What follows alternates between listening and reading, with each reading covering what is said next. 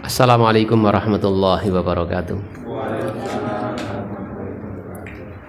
Innal hamdalillah nahmaduhu wa nasta'inuhu wa nastaghfiruh wa na'udzu billahi min shururi anfusina wa sayyiati a'malina. May yahdihillahu fala mudilla lahu wa may yudlil fala hadiyalah. Asyhadu an la ilaha illallah wahdahu la syarika lah wa asyhadu anna Muhammadan abduhu wa rasuluhu la nabiyya ba'da. Ikhwani wa akhwati fillah rahimani wa rahimakumullah.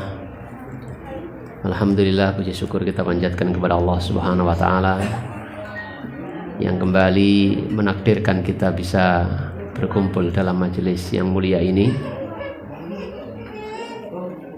untuk mempelajari hadis-hadis Rasulullah sallallahu alaihi wasallam yang terkait dengan tuntunan dalam keseharian kita, yang semoga Allah berikan pertolongan kepada kita untuk bisa mengamalkannya, karena sesungguhnya tanpa pertolongan Allah Subhanahu wa taala tidaklah kita mampu untuk melakukannya. Maka semoga dengan bersyukur kepada Allah Subhanahu wa taala, Allah tambahkan nikmat-nikmatnya sehingga menjadikan kita lebih istiqomah, menjadikan kita lebih bersemangat, menjadikan kita bisa mengamalkan apa yang telah kita pelajari bersama,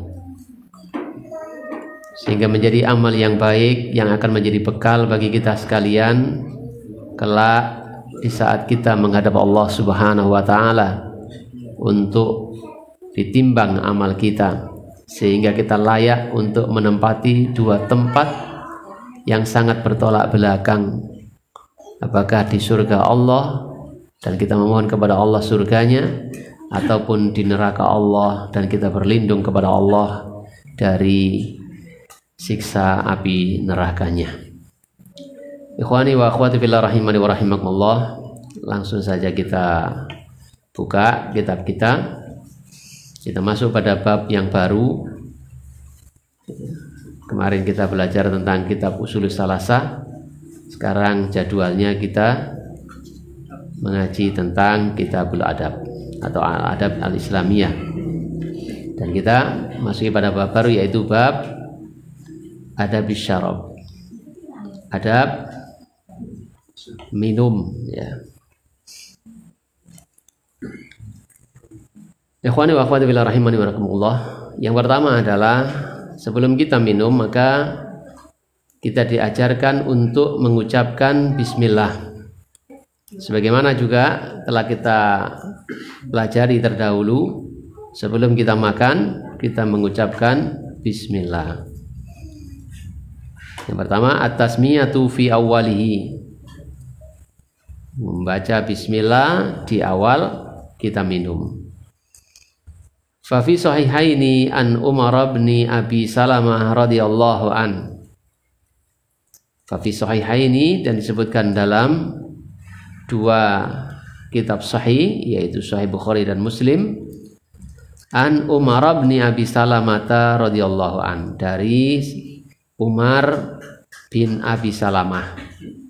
Qala, ia berkata, kuntu gulaman, adalah aku seorang anak, fi hijri Rasulillah sallallahu alaihi wasallam, dalam hijri Rasulillah, asuhan Rasulullah sallallahu alaihi wasallam.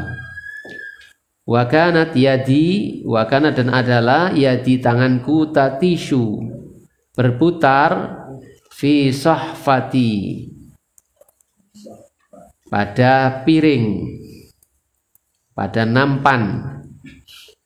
Faqala li, faqala, lalu bersabda, li, kepadaku, Rasulullah sallallahu alaihi wasallam, ya gulam, wahai anak, cung, le, apa meneh, samillaha, sebutlah nama Allah, bacalah bismillah, wakul, dan makanlah, biyaminika, dengan tangan kananmu, wakul, dan ucap, dan makanlah, mimma, dari apa-apa, maksudnya dari makanan, yalika, yang dekat denganmu. Fama zalat, maka senantiasa. Ma itu tidak, zalat itu hilang, maka tidak hilang. Berarti maknanya senantiasa, terus menerus. Tilka, hal itu, tikmati, menjadi cara makanku ba'du sesudah itu. Jadi hadis ini insya Allah sudah kita baca pada bab makan. Jadi tidak perlu kita ulang. Mungkin kita ulas sedikit saja. Yang intinya adalah ketika kita makan ataupun minum, ya di sini berkaitan dengan makan ya. Tapi masuk di dalamnya minum. Sama-sama masukkan dalam mulut kita. Berkaitan dengan makan, tapi sesungguhnya ini juga masuk di dalamnya adab minum. Yang mana Rasulullah SAW mengajarkan kepada kita yang hal ini diajarkan waktu itu kepada Umar bin Abi Salamah yang masih anak-anak. Dan itu pelajaran bagi kita, sejak dini anak itu harus sudah dikenalkan dengan adab-adab seperti ini. Karena seperti makan, minum itu sudah menjadi bagian dari kegiatan harian. Maka perlu diajarkan. Sejak kecil anak itu sudah makan, sudah minum. Maka yang demikian ini perlu diajarkan. Dan Rasulullah SAW telah mencontohkan masalah adab ini sejak dini. Sebagaimana Rasulullah SAW juga mengajarkan tentang akidah. Ya, agar meminta kepada Allah itu kan urusan akidah. Idza sta'anta fasta'in billah. Jika kamu mintalah kepada Allah. Kepada sahabat yang masih kecil, masih muda. Di dalam adab makan dan minum, sebelum kita makan dan minum, kita disunnahkan untuk mengucapkan bismillah. Ya, bismillah yang mana sudah kita ketahui dari pelajaran kemarin.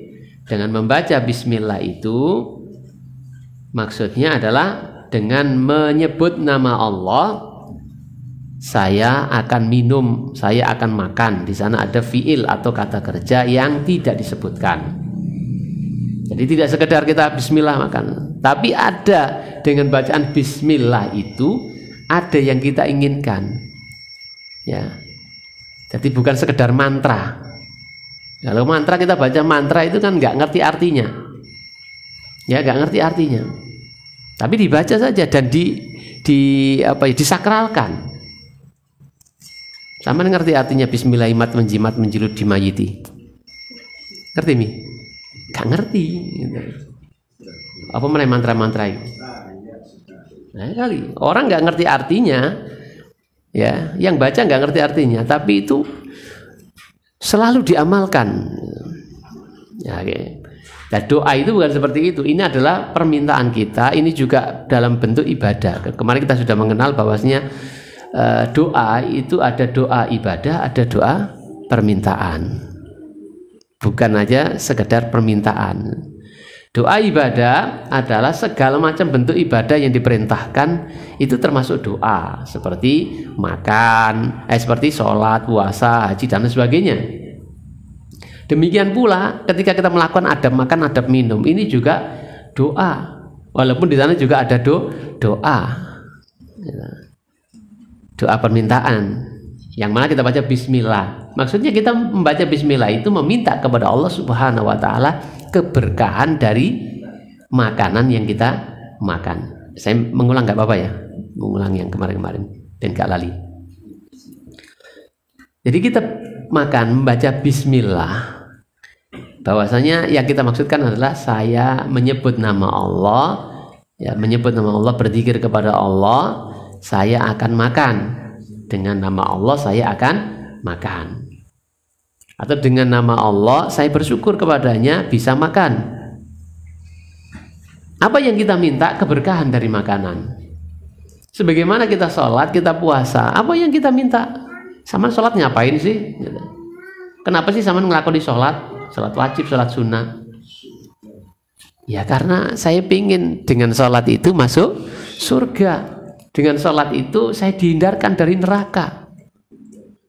Nah, ini kan berarti permintaan. Makanya ini namanya doa ibadah. Nah, adapun doa permintaan sudah kita pahami, kita minta kepada Allah, ya Allah jadikanlah aku lebih khusyuk dalam sholatku, ya Allah ampunilah dosa-dosaku dan sebagainya. Dalam makan kita minta keberkahan. Kenapa sih sama mau coba bismillah ketika makan?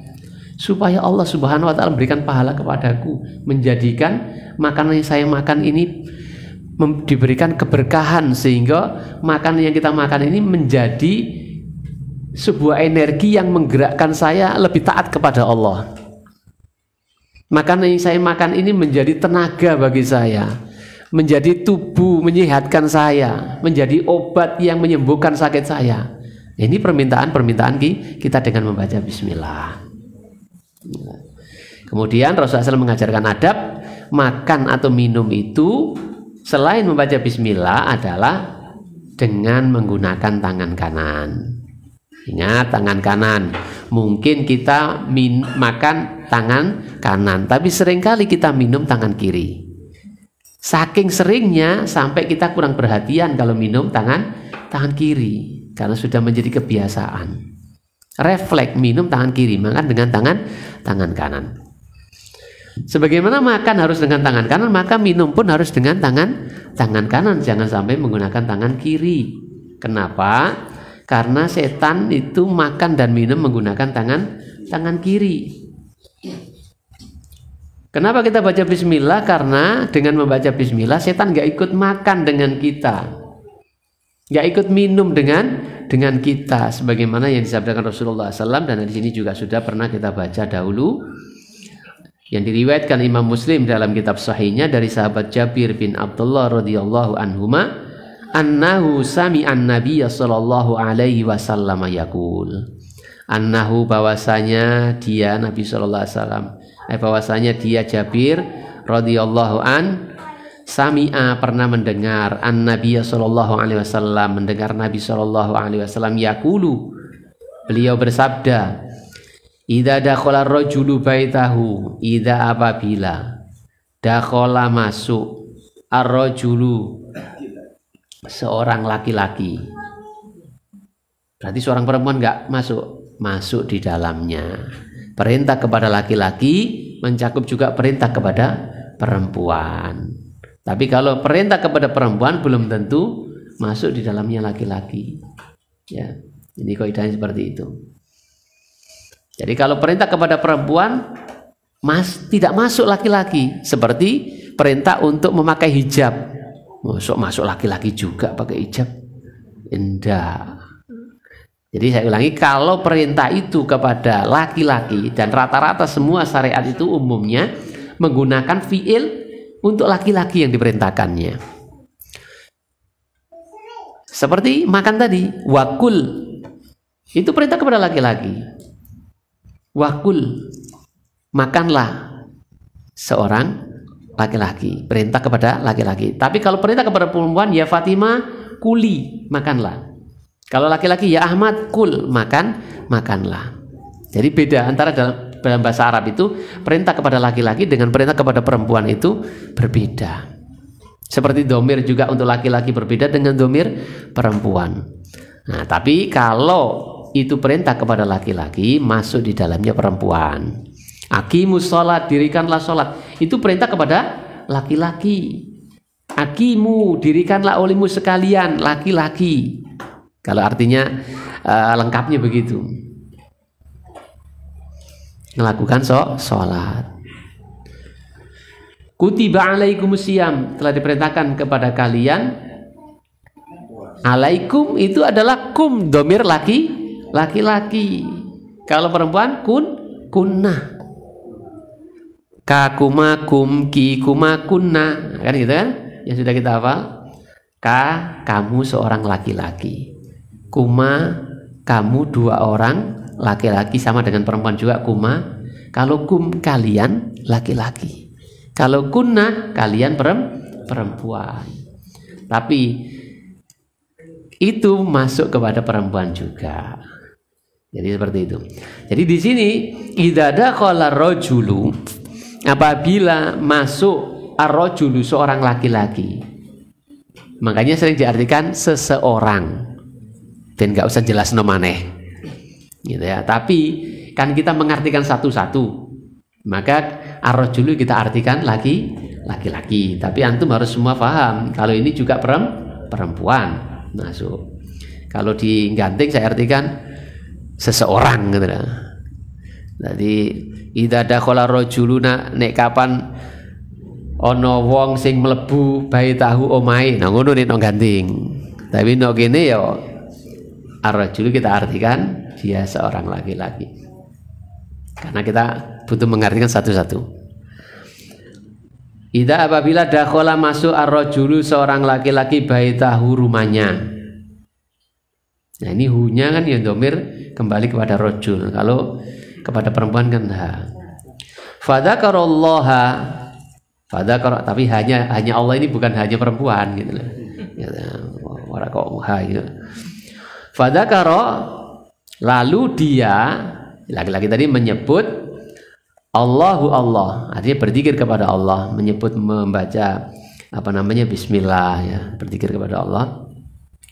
Atau mengingat Allah dengan mengucapkan bismillah indah ketika dukhulihi, indah di sisi atau ketika dukhulihi dia memasukinya, masuki rumah, wa indah ta'amihi dan ketika ta'amihi dia makan, dan ketika makannya.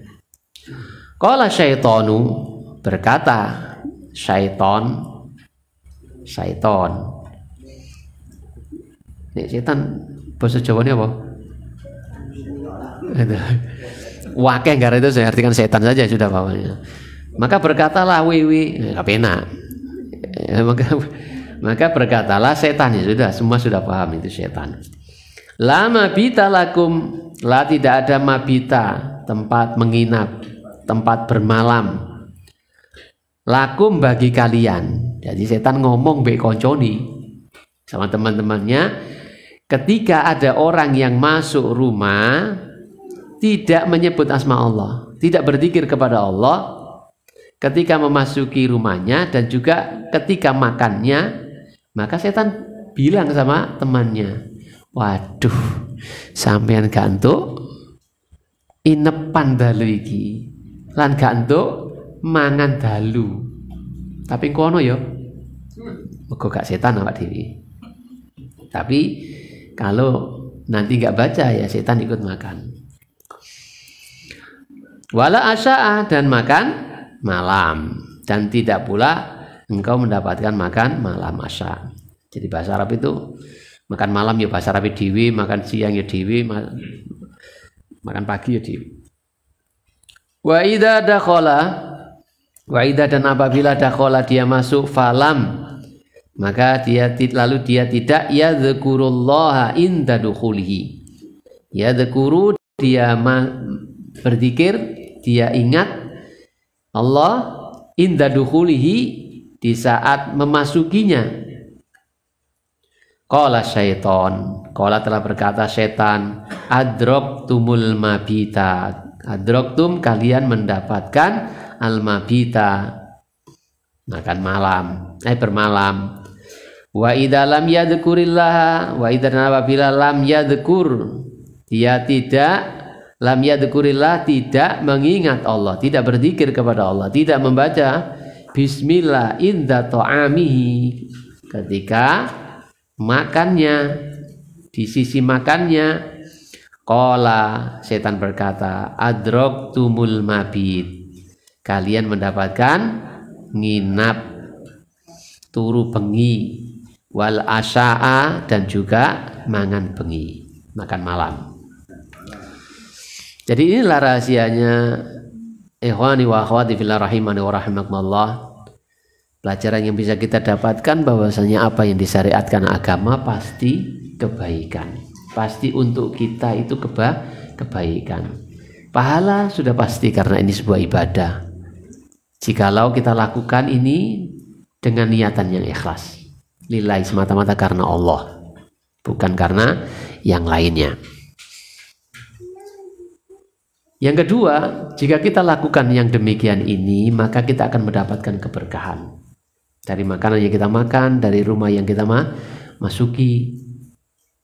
Yang ketiga, tentu saja kita telah menyatakan permusuhan, telah menyakiti syaitan dengan tidak memberikan makan dan kesempatan untuk menginap di dalam rumah-rumah kita.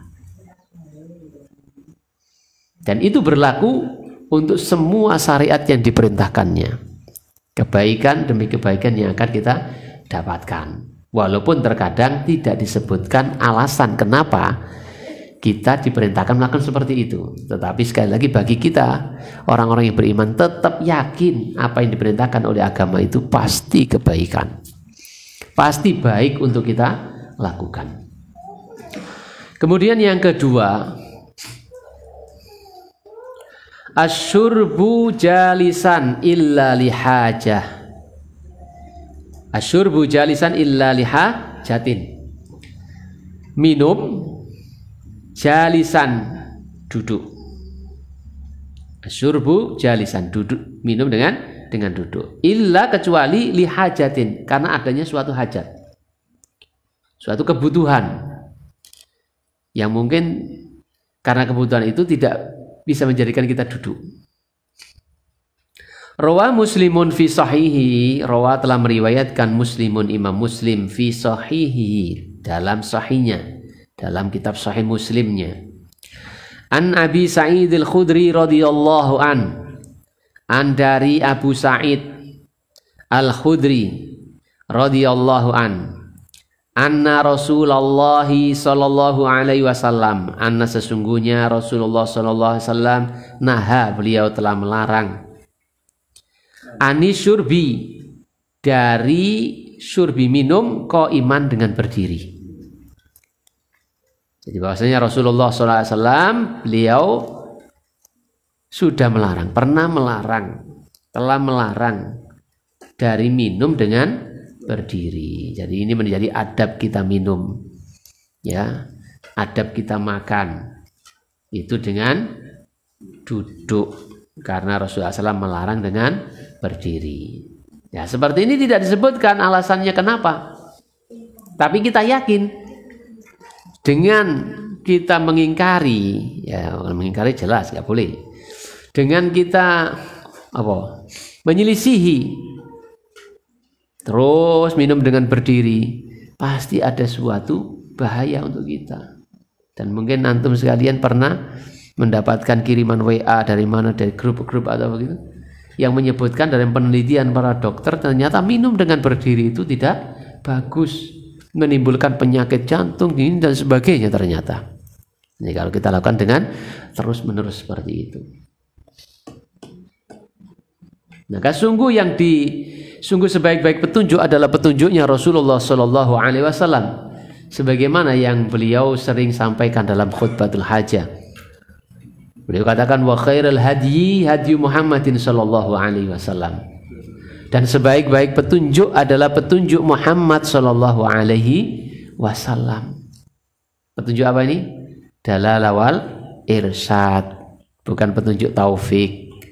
Hidayah itu taufik, bukan taufik hidayat, ya. Orang Indonesia sering kuali. Hidayah itu taufik, bukan taufik hidayat. Itu pemain bulu tangkis. Hidayah itu taufik. Ini hanya Allah Subhanahu Wa Taala yang bisa memberikannya, sehingga orang itu terbuka hatinya untuk masuk ke dalam agama Islam. Seperti yang Allah Subhanahu wa taala katakan kepada Nabi Muhammad SAW ketika menjelang wafatnya Abu Thalib, datanglah Nabi Muhammad sebagai keponakannya yang sangat disayangi, dan beliau juga demikian sayang kepada pamannya. Sangat berharap pamannya ini mau mengucapkan kalimat syahadat, yang dengannya, dengan ucapan itu menjadi pembela bagi dia, bagi bukti kepada Allah Subhanahu wa taala untuk menolongnya. Ya ammi qul la ilaha illallah. Ya, ketika Rasulullah SAW datang ke sana, di sana sudah ada dua orang temannya Abu Thalib, Abu Umayyah dan Abu Jahal. Ketika Rasulullah SAW mengatakan, wahai paman, ucapkanlah la ilaha illallah, Dua orang ini mengatakan, wahai Abu Thalib, atarghabu millata Abdul Muthalib. Wahai Abu Thalib, apakah kau benci dengan agamanya Abdul Muthalib? Apa agamanya Abdul Muthalib? Ya penyembah berhala, musyrik, kakek Nabi. Nabi mengulang mengucapkan seperti itu. Wahai pamanku, ucapkan la ilaha illallah yang akan aku jadikan untuk membelamu di hadapan Allah Subhanahu wa taala.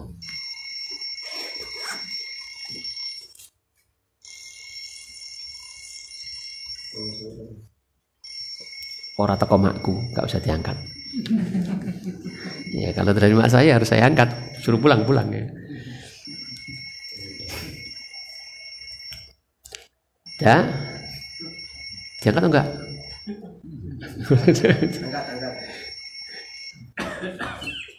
Mas mari. Jadi Nabi mengulang lagi, wahai paman, ucapkan la ilaha illallah yang akan aku jadikan hujah di hadapan Allah Subhanahu wa taala untuk membelahmu. Dua orang ini mengulangi perkataannya, wahai Abu Thalib, apa kau benci dengan agamanya Abdul Muthalib? Pada akhirnya Abu Thalib tidak mengucapkannya itu.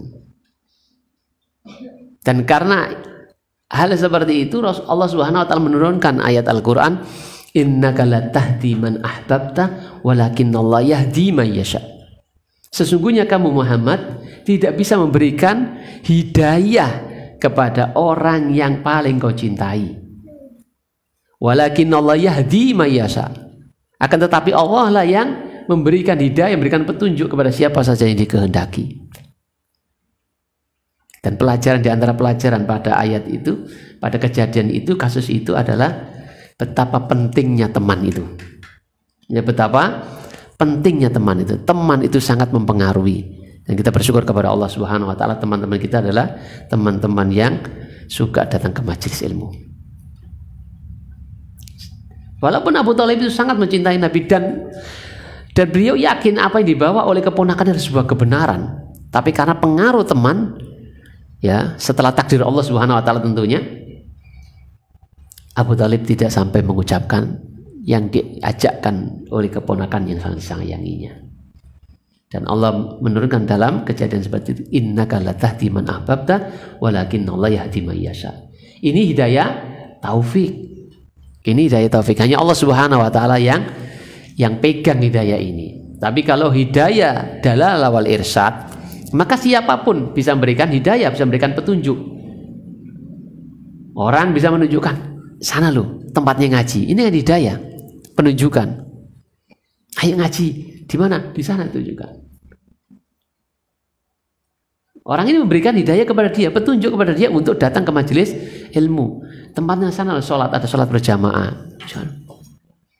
Ini loh kebenaran, ini loh dalilnya gini. Ini petunjuk. Tapi petunjuk bukan petunjuk taufik, tapi siapa saja bisa melakukan seperti ini. Ya, sampai kita juga bisa. Makanya dikatakan sebaik-baik petunjuk adalah petunjuknya Nabi Muhammad SAW. Ini adalah petunjuk di antara manusia yang paling baik adalah petunjuknya Nabi Muhammad SAW. Tapi petunjuk taufik, hidayah taufik, Nabi Muhammad tidak bisa. Hanya Allah Subhanahu wa taala yang bisa memberikan hidayah taufik ini, yaitu membukakan hati seseorang untuk menerima Islam. Ya, untuk menerima Islam. Adapun hidayah dalalah wal irsyad, siapapun bisa. Dan orang yang diberikan petunjuk pun terkadang percaya atau tidak. Terkadang percaya juga terkadang tidak. Ayo lu ngaji no kono gini. Gak percaya aku, ya. Ya sudah gitu. Gak dapat hidayah. Sudah, kita kembali kepada pokok bahasan kita. Jadi petunjuk Nabi Shallallahu Alaihi Wasallam di dalam masalah minum dan hendaknya menjadi adab bagi kita agar minum sebagaimana makan juga dengan duduk adabnya. Walakin sabata anna Nabiya Shallallahu Alaihi Wasallam syariba wa huwa qaimun. Walakin, dan akan tetapi, sabata telah tetap, artinya sahih.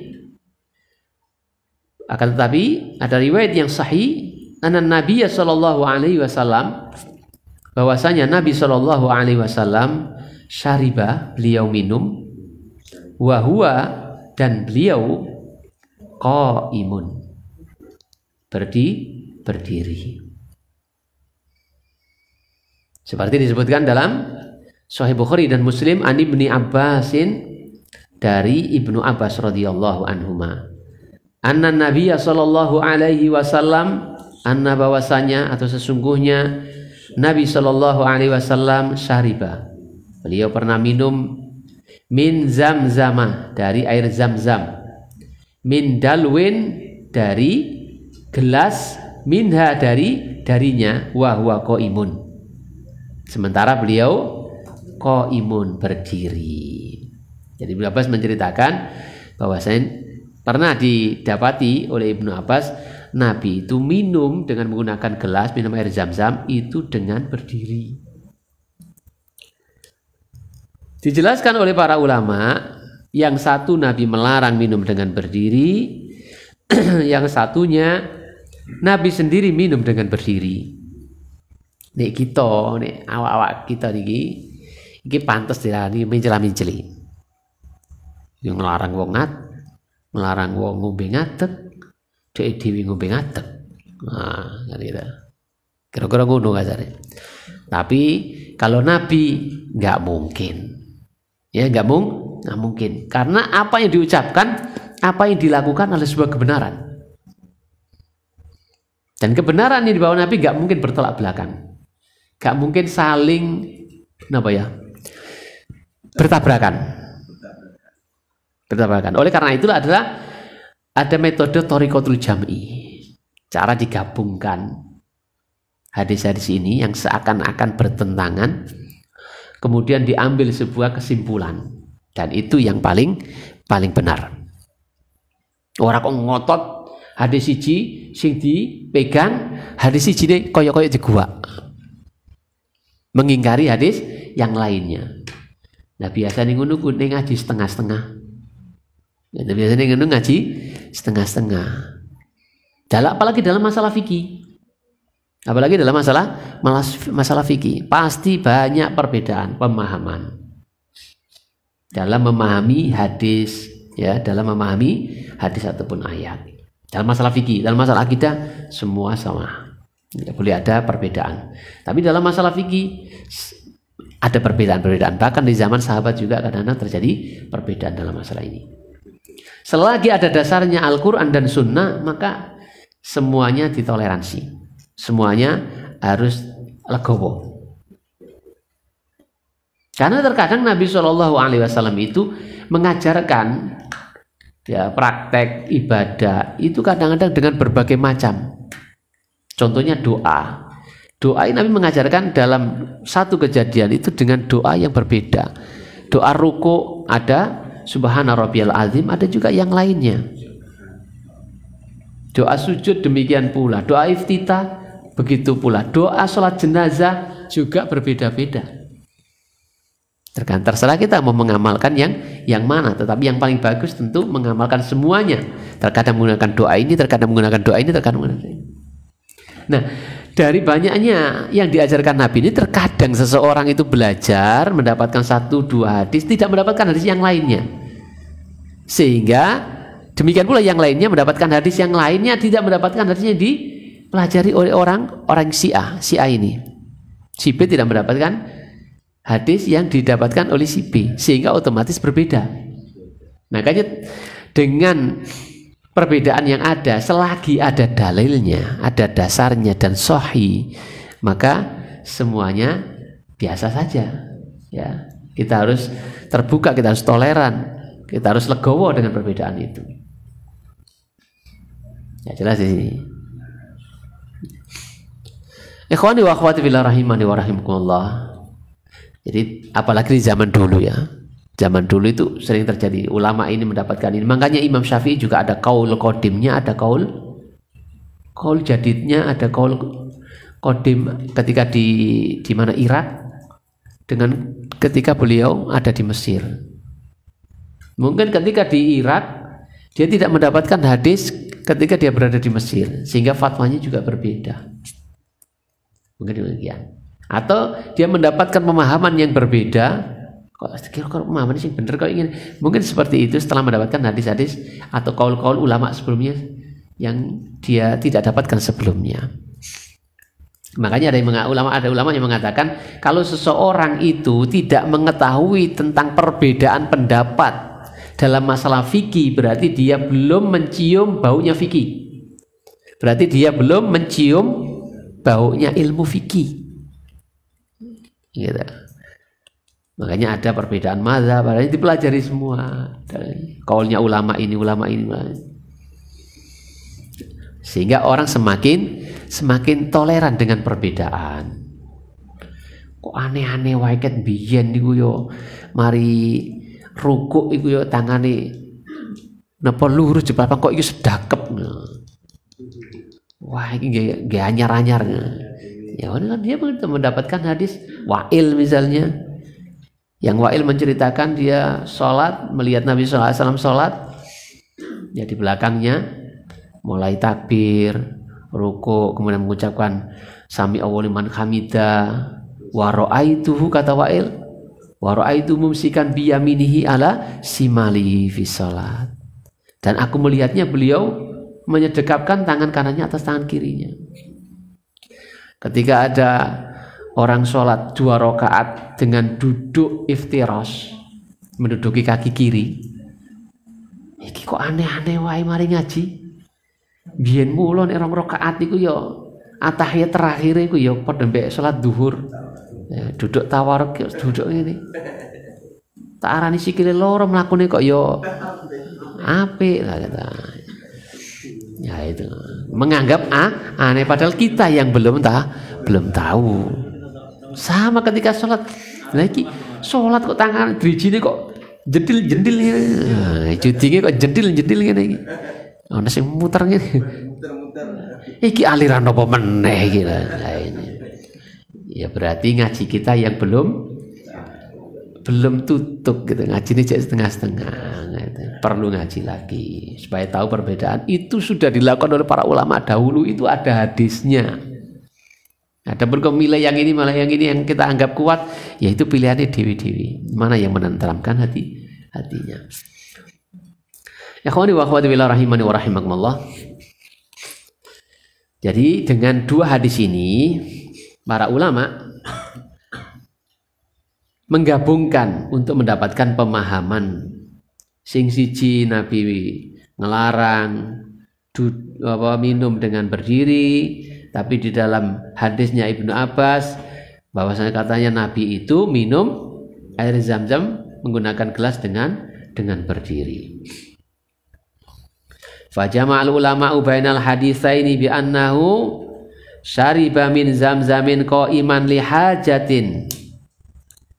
Jadi para ulama mengumpulkan 2 hadis ini, di antara 2 hadis ini bahwasanya beliau minum air Zam-Zam dengan berdiri itu karena sebuah hajat, kebutuhan.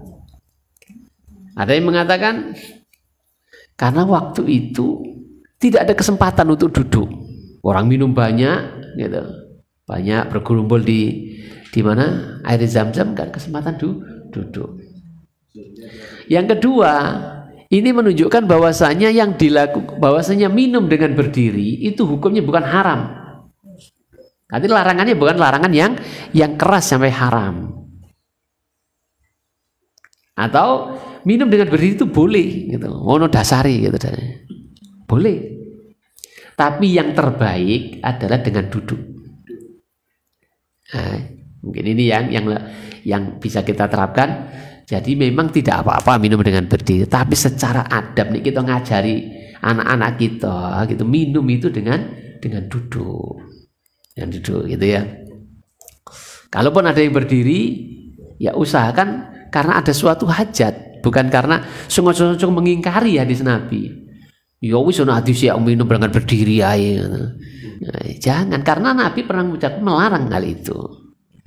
Maka yang terbaik itu adalah duduk.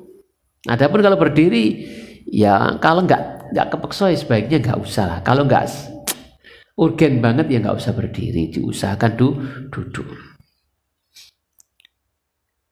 Yang ketiga, afwan. Asyurbu bil yamini. Minum bil yamin, dengan tangan kanan. Minum dengan tangan kanan, sama dengan makan dengan menggunakan tangan kanan. Dan ini yang sering dilakukan, minum dengan tangan kiri. Kalau makan sih banyakkan tangan kanan, kecuali makan tempe, makan gorengan ya tangan kiri. Makan lombok ya, tempe di tangan lombok di tangan kiwa. Faqad rawa Abu Dawud bisanadin hasanin. Faqad, maka sungguh rawa telah diriwayatkan Abu Dawud, Imam Abu Dawud bisanadin hasanin, dengan sanad yang hasan, an Haritsah bin Wahbil Khuzai, dari seorang yang bernama Haritsah ibni Wahab Al-Khuzai. Jadi Haritsah itu lanang ya, meskipun ada tak marbutonya. Itu nama aslinya Haritsah, itu nama laki-laki, tapi kalau di sini sudah berubah. Haritsah itu jadi wedok, Pak Garisah ya, wedok. Tapi aslinya Haritsah itulah lanang. Seperti kalau Hamzah ya tetap lanang kalau dikira Hamzah. Hamzah ya namanya juga nama laki-laki, sekalipun ada tak marbutonya. Jadi kalau kita belajar bahasa Arab, di antara tanda itu fi'il atau isim, atau itu isim, fi'il itu isim laki-laki atau perempuan. Kalau perempuan itu ada tak marbutonya, kan begitu kalau kita belajar bahasa Arab. Tapi tidak semuanya seperti itu. Tidak semua yang ada hamzah, ada tak marbutonya itu perempuan. Kalau memang itu nama laki-laki, ya laki-laki. Seperti Hamzah, seperti Haritsah, seperti Usamah, seperti Ukasah. Nah, itu ada tak marbutnya semua. Tapi kalau itu nama perempuan, walaupun tidak ada tak marbutonya atau sifat, ya sifat perempuan, ya tetap perempuan. Contohnya apa? Fatimah ada tak marbutonya, Fatimatun. Zainabun, itu gak ada tak marbutonya, tapi dia nama perempuan. Jadi kalau menunjuk gitu, menunjuk harus pakai hadza atau hadhihi? Hadhihi. Dalika atau tilka? Tilka Fatimah, hadhihi Fatimah. Nggak boleh pakai hadza Fatimah atau dalika Fatimah. Itu pelajaran bahasa Arab.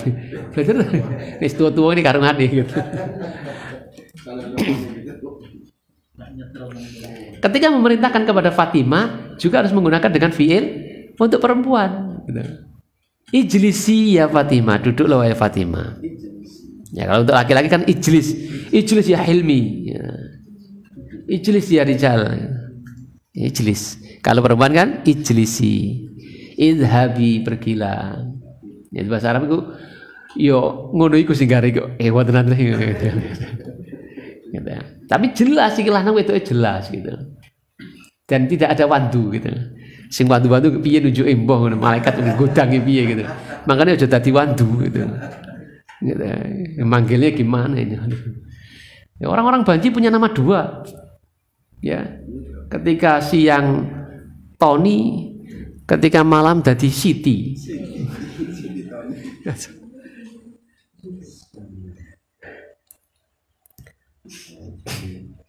Akhwani wa akhwati fillah rahimani wa rahimakumullah.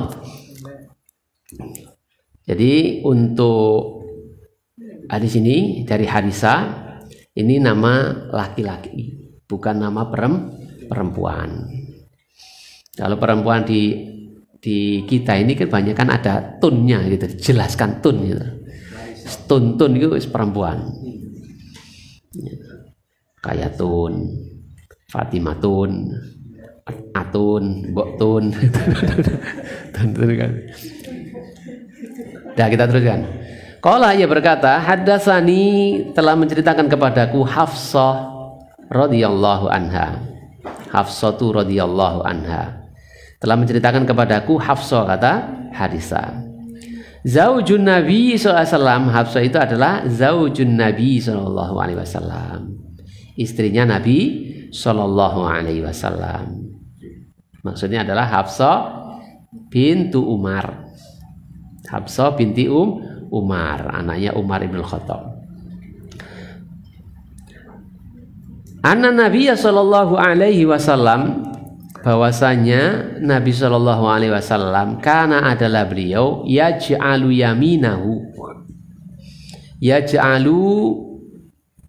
menjadikan yaminahu tangan kanannya li ta'amihi untuk makannya, wa syarabihi dan untuk